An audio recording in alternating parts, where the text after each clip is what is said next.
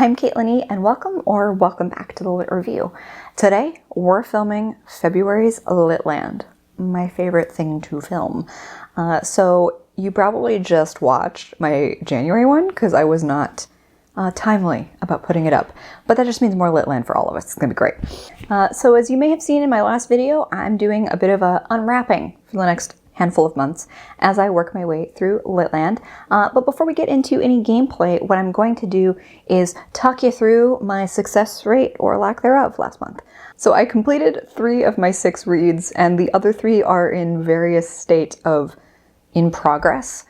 So they'll be rolling over into this month. So that means in addition to whatever 4 polls of LitLand gets me, I also have to finish those 3. But the 3 that I need to finish are Skyward by Brandon Sanderson, Plain Bad Heroines by Emily Danforth, and then Anxious People by Frederick Bachman.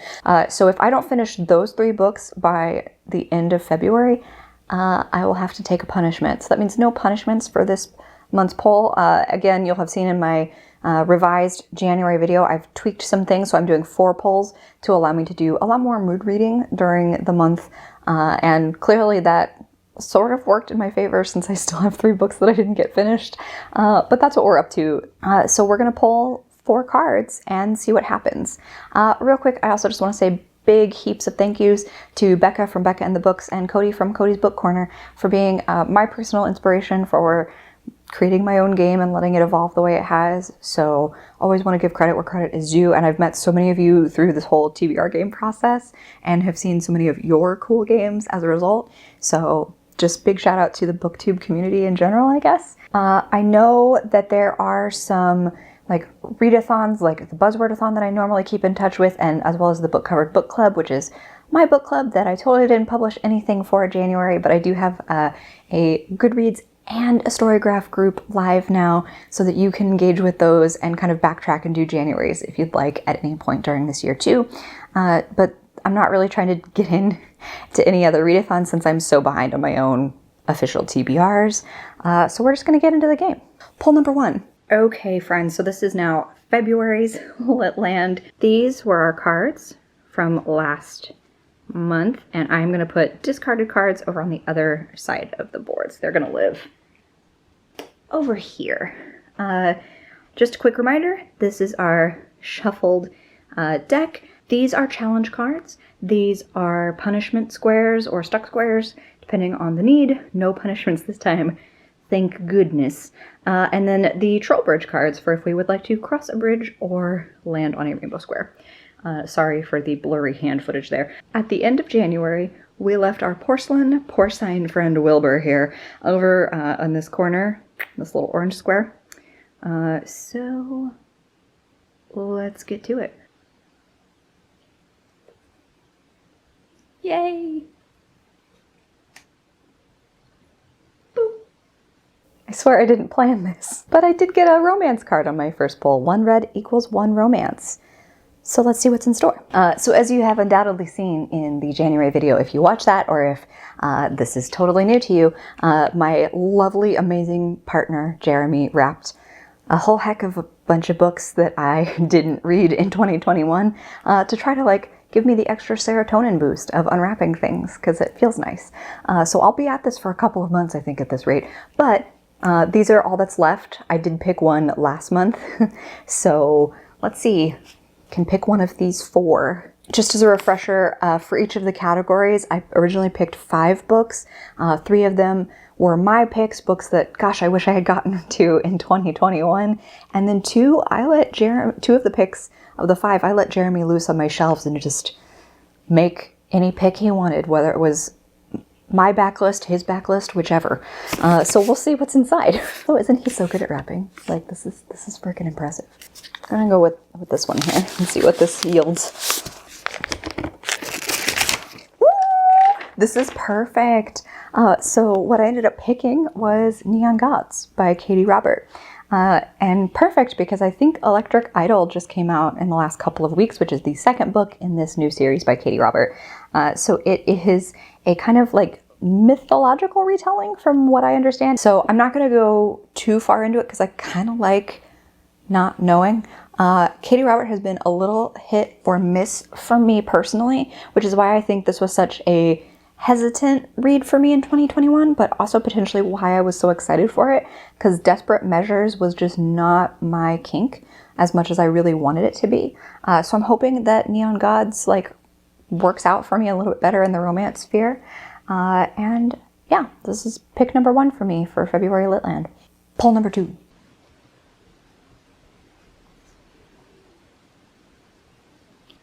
Ooh, okay. Boop. Boop. Ooh, okay. So we've never gotten to do this. In order for me to safely cross this bridge, and I won't have to pull a book from here, but in order to safely cross this bridge, I have to pull one of these cards, and I think I'm gonna go for it. So, doo-doo.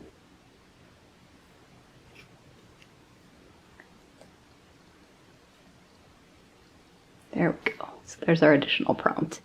Okay, this is not bad. Poll number 2 gets me 2 miscellaneouses, and this is the first time I've been able to cross a bridge because the second one landed on a bridge space. I've never gotten to use that since I added it to the game, which is really exciting.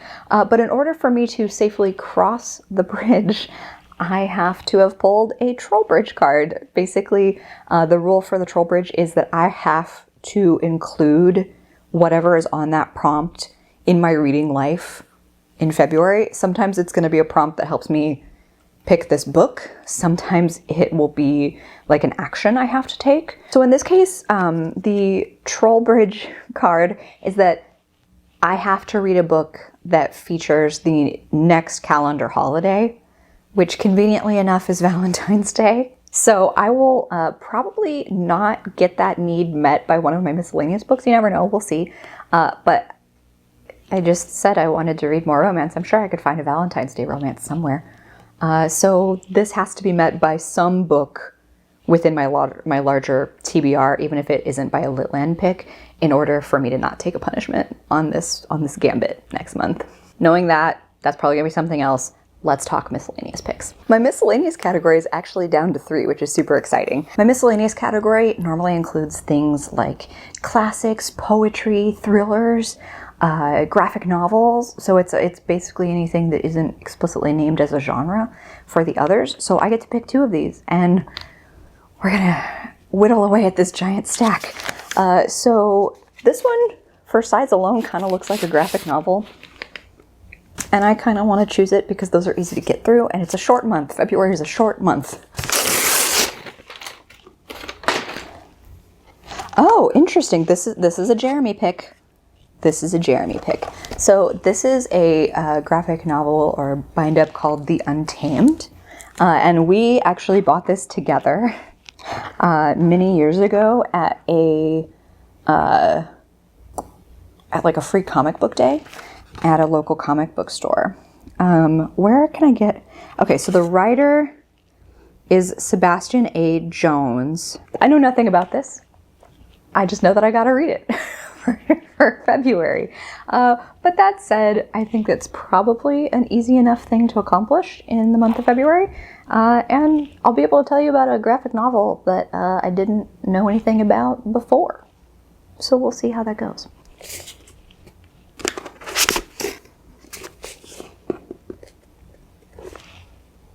I can't tell anything about these. That's the point, Caitlin. I think I'm gonna go with this one. Instinct's drawing me towards this one. I don't know why.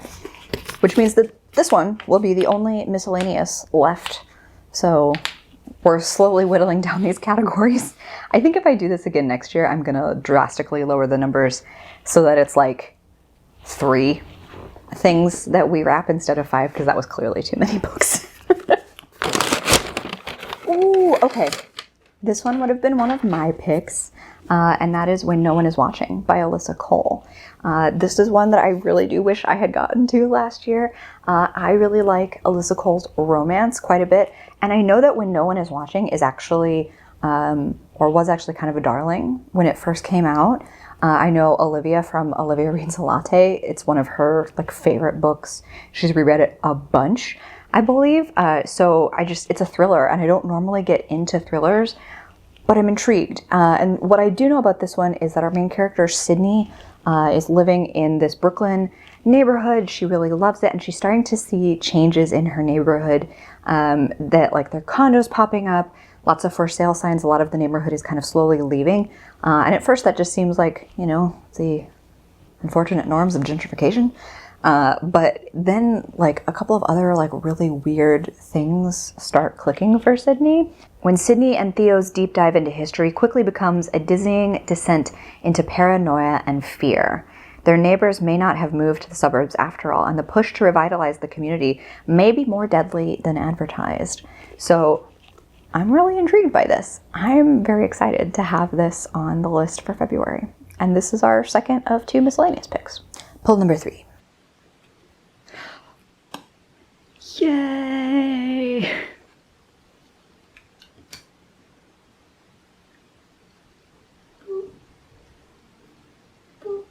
I'm so happy. This is a red times 2, which means we move forward 2, and 2 romances.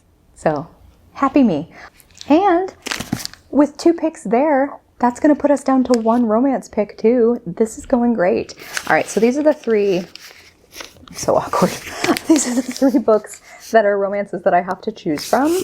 I definitely am, now that I've had a handful of these times 2 cards, I kind of want to pick this one that looks a little bit smaller. I'm going to do this one. That's fine. We'll get to that one second. We'll get to that one second. So I'm also going to pick this one. Interesting. Okay, so I think this is probably one of Jeremy's picks. I don't remember choosing this one, so I think it's a Jeremy pick.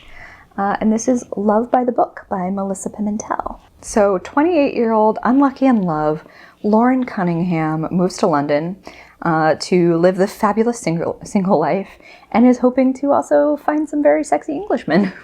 But she's having, well, a hard time of it. So in order to break her alleged curse, every month she decides to follow a different dating guide to see how that works, and you know which one is effectively the best. So we'll see. It's supposed to be a comedy, but something about the fact that you're leading with her age maybe makes me nervous, because I'm a little worried that this is going to be like, I'm 28 and I'm an old maid.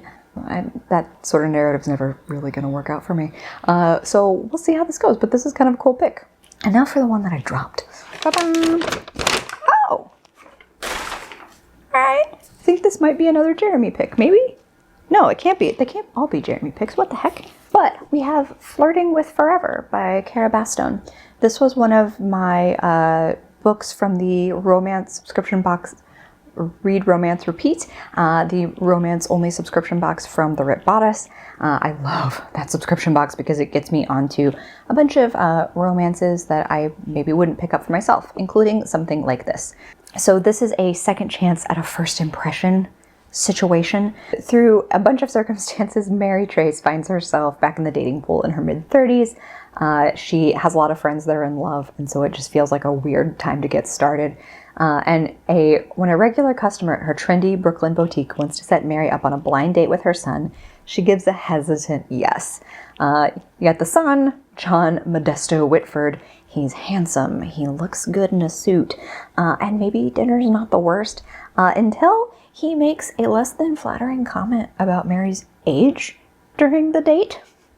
And she's like, you know, I don't need that. Which good for her, frankly. On the flip side, we also get John's perspective, and he's like really trying hard not to be like his slimy politician father, and is almost too honest.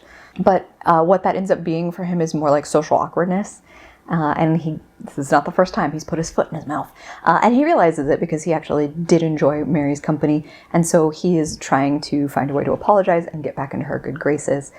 So it's not necessarily the type of premise that would initially catch my eye. But that's exactly why I love that subscription box, because it gives me the opportunity to try something a little outside my comfort zone.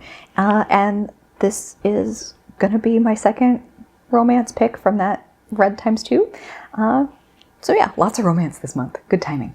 Pull number 4, our last pull for this month. All right. Not too bad. All right, that's a 1 blue. We didn't move very far, but you know what? I'll take it. It's been a bigger moving month on the board than I thought we were going to get. And I haven't really been reading any nonfiction lately, so this is actually a great palate cleanser, I think. So this is the first time nonfiction has come up. And you can see what I mean, like this stack of 5 is looking a bit hefty, even though the books themselves, not so much. And we had to use the blue craft paper because we ran out of the brown. Again, 5 may have been ambitious, note taken. Let's see, there's one that's like there's 2 of them that are kind of thin, and I'm kind of leaning towards that because I have those 3 rollover books to contend with. So actually, several of these are thin, which is quite nice. Actually, we're gonna pull from the bottom. We're gonna pull from the bottom and see where that takes us. Ah, this must have been a Jeremy pick. Because I know this was on these shelves back before I reorganized them. So this is We Were Feminists Once, From Riot Girl to Cover Girl, The Buying and Selling of a Political Moment by Andy Zeisler.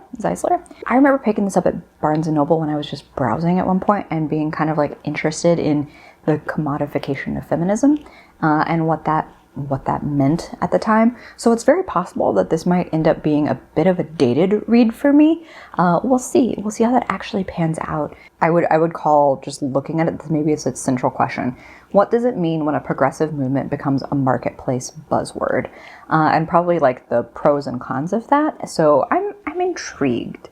Hopefully this is not gonna give me a headache as I read it. Just know it's been on my shelves forever, so I'm actually really excited that Jeremy took a stab at this, because I think that use it or lose it with some of these books on the shelves, you know? All right, so, yikes. These 6 books plus the 3 that I didn't read from last month, so 9 total, are my February. I do have to finish the 3 rollovers not pictured here in order to not take any punishments next month. So let's hope this works out for me. And hopefully this is still fun for you. Thank you so much for spending time with me. I hope your reading day is fantastic. Please like and subscribe if you'd like to see more from me or this channel. And I'll see you in the next one. Bye.